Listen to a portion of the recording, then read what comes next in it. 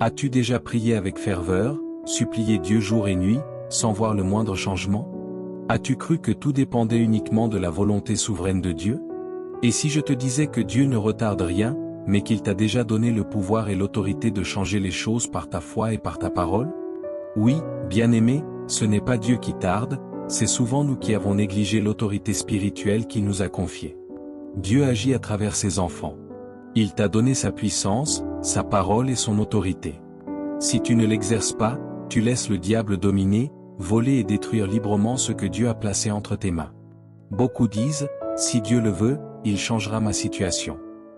Mais la vérité est que tout a déjà été accompli à la croix.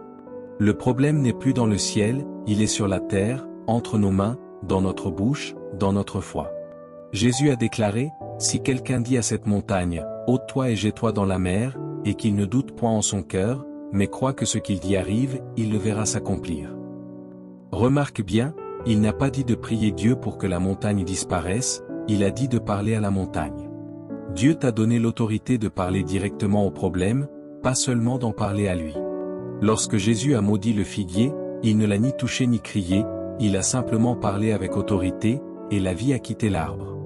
Mais le résultat visible n'est apparu que plus tard, montrant que la foi agit d'abord dans l'invisible avant de se manifester dans le visible.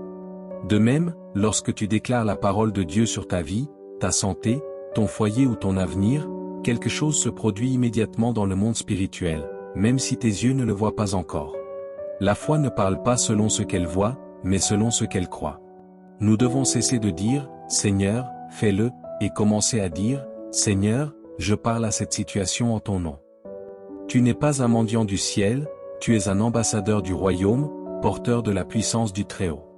Les montagnes de maladie, de peur, de pauvreté ou d'oppression n'obéissent pas à ceux qui pleurent, mais à ceux qui parlent avec foi. La parole de Dieu dans ta bouche est aussi puissante que dans celle de Jésus. C'est pourquoi le diable redoute le croyant qui connaît son autorité. Dieu n'interviendra pas souverainement pour faire à ta place ce qu'il t'a déjà donné le pouvoir d'accomplir. Il ne déplacera pas la montagne à ta place, il t'a donné la foi pour la déplacer toi-même. Ta bouche est un instrument spirituel. Tes paroles créent ou détruisent, elles ouvrent le ciel ou ferment la porte de ton miracle. Le silence face à l'erreur, au mal ou à la maladie, c'est un accord tacite. Quand tu te tais, tu permets à la situation de continuer. Mais lorsque tu parles avec foi, le ciel se met en mouvement. Tu as été appelé à dominer, non à subir. Lève-toi aujourd'hui et commence à parler à ton corps, à ton avenir, à tes finances, à ta famille. Dis, maladie, quitte mon corps au nom de Jésus. Peur, sors de mon esprit. Découragement, tu n'as aucune place en moi. La victoire ne viendra pas lorsque Dieu décidera, elle viendra lorsque tu croiras et parleras avec foi. Ne laisse plus ta bouche être un instrument de plainte, fais-en une arme de puissance. Dieu a placé sa parole dans ton cœur et sur tes lèvres. Le ciel attend ta voix de foi. Dis, Seigneur, apprends-moi à parler avec ton autorité. Que mes paroles soient esprit et vie, que ma bouche soit un canal de miracles, et que toute montagne dans ma vie se prosterne devant le nom de Jésus-Christ. Et si ta maladie, ta douleur ou ta peur n'était pas la fin, mais le point de départ d'un miracle? Et si le problème n'était pas dans ton corps, mais dans ce que tu crois possible? Trop de chrétiens attendent que Dieu fasse quelque chose, alors que Dieu attend qu'il parle à leur montagne. C'est ainsi qu'une femme ordinaire, dont la vie semblait avoir tout volé, a découvert une vérité si puissante qu'elle a transformé sa douleur en témoignage vivant de la gloire de Dieu. Julian Hartman, énergique et pleine de vie, vivait derrière un sourire et une réussite apparente, mais portait depuis l'enfance une peur profonde, issue de la violence d'un père alcoolique et dépendant aux médicaments. Et pourtant, en découvrant la puissance de sa foi et de ses paroles, elle a trouvé la victoire et la liberté. Bien-aimé, que ce message réveille ton autorité spirituelle. Lève-toi, parle avec foi, et vois le surnaturel se manifester dans ta vie. La montagne n'obéira qu'à la parole que tu profères avec conviction. Aujourd'hui, prends ta place, affirme ton autorité et laisse la puissance de Dieu agir par ta bouche. Et la peur que Julian croyait enfouie depuis son enfance s'était lentement enracinée dans son âme, jusqu'à se manifester dans sa chair. Du jour au lendemain, elle commença à ressentir des douleurs inexplicables. Ses muscles brûlaient, ses articulations hurlaient, son énergie s'évanouissait. Les médecins prononcèrent un verdict redouté, la fibromyalgie, maladie réputée incurable. Le désespoir s'installa, les journées devinrent interminables et les nuits, de véritables supplices. Elle dépensa plus de 300 000 $ en traitements, consultations, médicaments et thérapies alternatives, sans aucun résultat. Pire encore, la douleur s'intensifiait. Comme beaucoup, Julian priait, suppliant Dieu, « Seigneur, guéris-moi ». Mais le ciel demeurait silencieux. Puis un jour, alors qu'elle écoutait un enseignement sur l'autorité du croyant, quelque chose se brisa en elle ou plutôt, quelque chose s'ouvrit. Elle comprit que Dieu avait déjà accompli sa guérison à la croix, et que ce n'était plus à lui d'agir, mais à elle de se lever dans la foi et de parler à son propre corps. Ce jour-là, Julian prit une décision radicale, elle cessa de supplier et commença à parler avec autorité. Posant sa main sur son corps, elle déclara, « Corps, écoute la parole de Dieu. Par les meurtrissures de Jésus-Christ, tu es guéri. Douleur, quitte-moi maintenant au nom de Jésus. Je refuse de vivre dans la peur. Je marche dans la liberté du Christ. » Peu à peu, la transformation s'opéra. Ce n'était pas magique, ce n'était pas instantané, mais spirituel. La douleur s'effaça, la force revint, et la peur s'enfuit. Julian fut entièrement délivré, sans médicaments, sans opération, simplement par la puissance de la parole de Dieu proclamée avec foi. Aujourd'hui, elle parcourt le monde pour témoigner, la foi ne se plaint pas, elle parle. Ce qui a libéré Julian, ce n'était ni une prière plus longue ni un miracle tombé du ciel, mais une révélation profonde. La parole de Dieu dans ta bouche possède le même pouvoir que dans la bouche de Jésus. Tant de croyants vivent dans la peur, la douleur et le désespoir, non parce que Dieu les a oubliés, mais parce qu'ils ignorent l'autorité qui leur a été donnée. Dieu n'est pas l'auteur de ta maladie ni un spectateur de ta souffrance. Il t'a donné le nom de Jésus, la parole vivante et l'autorité pour dominer sur toute puissance ennemie. Ne parle plus à Dieu de ton problème, parle à ton problème au nom de ton Dieu. Dis à la maladie de partir, à la peur de se taire, à la douleur qu'elle n'a plus de droit sur toi. Car ta foi est la voix de ton esprit en accord avec la parole divine. Lorsque tu oses déclarer ce que Dieu dit déjà de toi, le ciel agit. Bien-aimé, tu n'es pas impuissant. Tu portes la puissance du royaume. La même autorité qui a guéri Julian est en toi aujourd'hui. Lève-toi, regarde la peur droit dans les yeux et déclare, « Je refuse d'être esclave de mes émotions. Je refuse d'être victime de ma douleur. Au nom de Jésus-Christ, je reprends ma vie. Mon corps est le temple du Saint-Esprit. Ma bouche proclame la victoire et ma foi déplace les montagnes. Le miracle n'est pas loin, il est dans ma bouche. » Pendant 3 longues années, Julian avait cherché des réponses partout. Consultations chez des médecins, spécialistes, praticiens holistiques. Rien n'y fit. Chaque jour, le même constat, nous ne savons pas quoi faire. Essayez ce médicament, ou celui-là. Les larmes et la frustration s'accumulaient, et dans son désespoir, elle songea même à se séparer de son mari. Mais lui, ancré dans la foi, lui rappela l'amour parfait de Dieu qui bannit la crainte, affirmant avec force et patience, « Peu importe ce que tu traverses, je ne te quitterai jamais. » Cette fidélité et cet exemple de foi furent un pilier pour elle. Ainsi, Julian comprit que la clé résidait dans l'autorité de sa parole, dans la foi proclamée et vivante. Ce n'était pas Dieu qui tardait, c'était le moment pour elle de se lever, de parler, d'agir avec la puissance qui lui avait été donnée. La guérison, la liberté et la victoire sont disponibles à quiconque ose parler avec foi, proclamer la parole et exercer l'autorité divine sur sa vie. Peu importe ce que nous devons faire, où nous devons aller ou combien de fois nous devons prier, ils tinrent bon, persistant dans la foi même lorsque tout semblait perdu. Tandis que Julian restait à la maison, épuisé par la douleur et le désespoir, la télévision diffusait sans cesse des programmes chrétiens. Un jour, un prédicateur calme apparut à l'écran.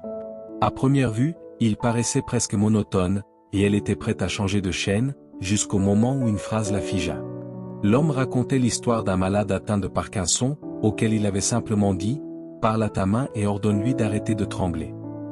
Et la main s'était immédiatement immobilisée. Ce témoignage bouleversa Julian. Au plus profond de son cœur, quelque chose se réveilla.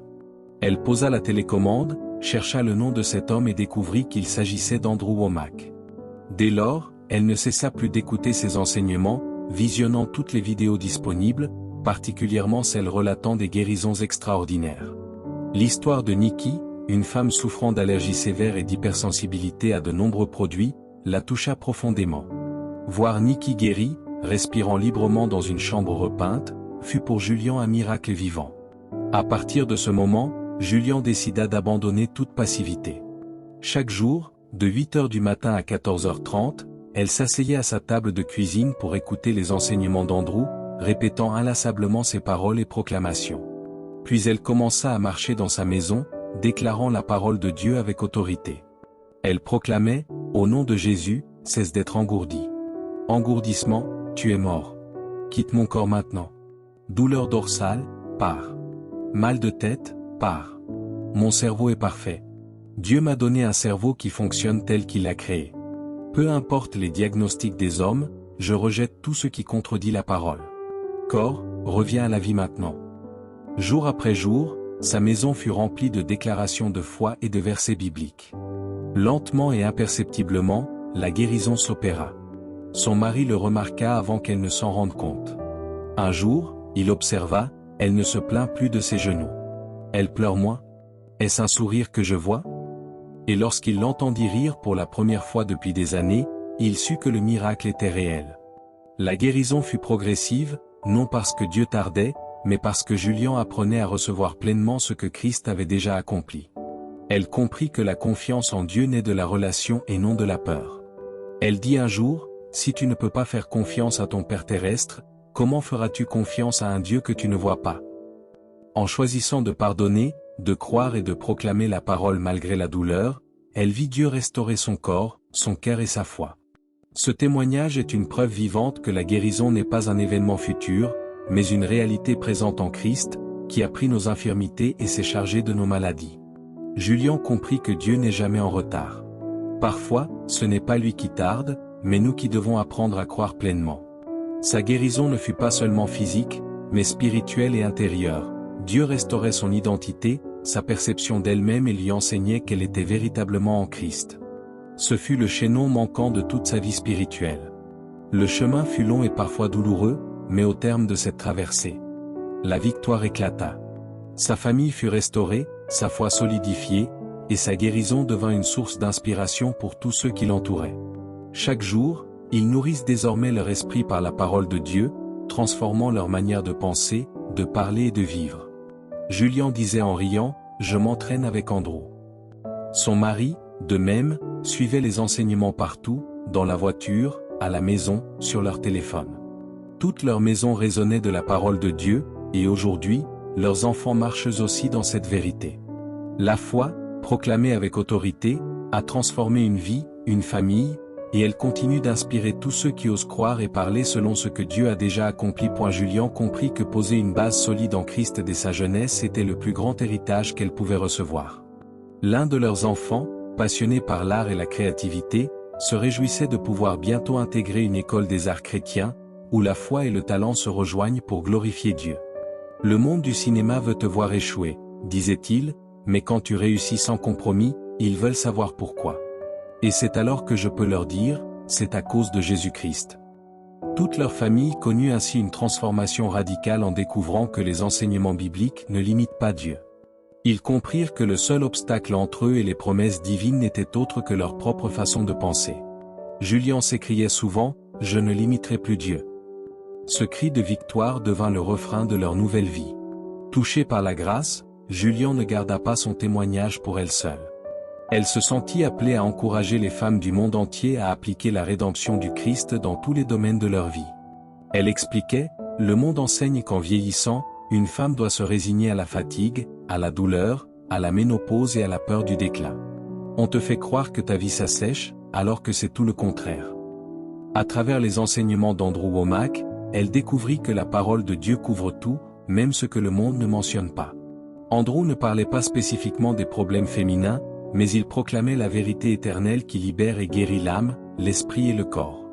Nous n'avons pas à subir ce que le monde dit que nous devons endurer, affirmait-elle.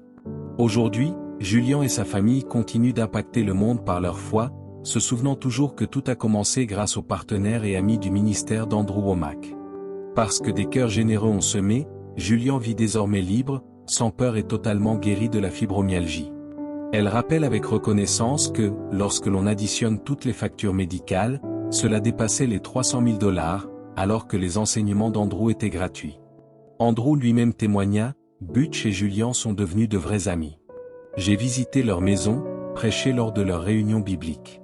Le changement que j'ai vu en eux est un véritable miracle. Il expliqua que la guérison ne dépend pas uniquement de la foi, mais de l'exercice de l'autorité spirituelle sur son propre corps. Le corps humain répond à l'autorité spirituelle, et même la science en reconnaît aujourd'hui l'existence. La docteure Caroline Leaf, spécialiste du cerveau, a démontré qu'il existe dans notre cerveau une zone qui réagit à nos paroles. Chaque mot que nous prononçons envoie un signal à toutes les cellules de notre corps. Si l'on répète sans cesse « je suis fatigué, j'ai mal, je ne vais pas bien », le corps cherchera à produire ce que l'on confesse. Mais si l'on déclare, par les meurtrissures de Jésus, « je suis guéri », le cerveau envoie alors des signaux de restauration et de vie à chaque cellule. Andrew conclut, beaucoup trouveront cela insensé ou non scientifique, mais peu importe. Jésus l'a dit et cela suffit. Sa parole est vivante et puissante. Elle a changé ma vie et elle peut changer la tienne. Et c'est vrai, la parole de Dieu est vivante, active et agit encore aujourd'hui dans tous ceux qui la croient. Elle est plus tranchante qu'une épée à deux tranchants, discernant l'âme et l'esprit, la pensée et l'intention du cœur, Hébreux 4h12. Si ce témoignage t'a touché, écris-le dans les commentaires. Seigneur, je crois ta parole et je refuse de limiter ta puissance dans ma vie.